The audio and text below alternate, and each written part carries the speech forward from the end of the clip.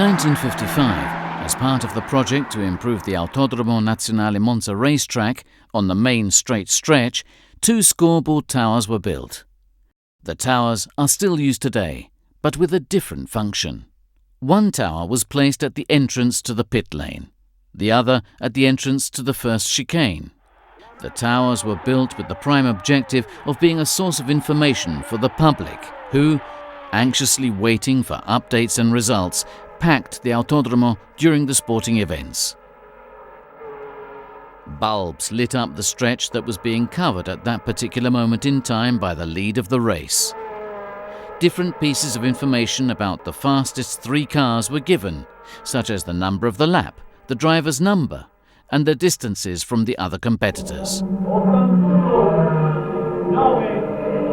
The times, the blessing and curse of drivers and public, were kept by the timekeepers. How did they work? The system works like this. An electric clock is in function, the so-called time record Amiga, which is controlled manually with a button pressed by a timekeeper when each vehicle crossed the finishing line. This clock prints the time mechanically on a specially prepared strip of paper. In those days, the racing numbers and the vehicles that crossed the finishing line must have been paired. For this task, colleagues called number takers noted the racing number of the vehicles which in chronological order crossed the finishing line.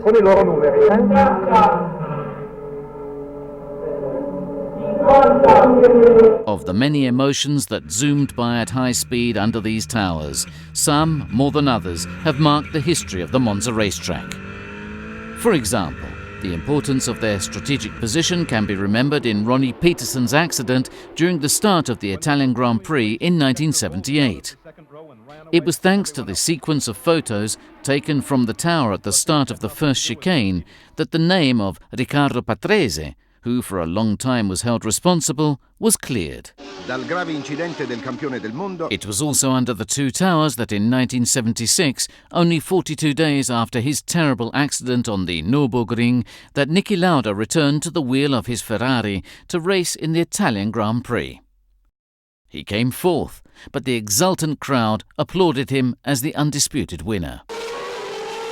In 2005, at a Grand Prix which has become memorable, in the stretch between the 2 scoreboard towers, called the Trap Speed, Kimi Raikkonen set the speed record for the F1 category on board his McLaren Mercedes at 370.1 km an hour on a straight stretch.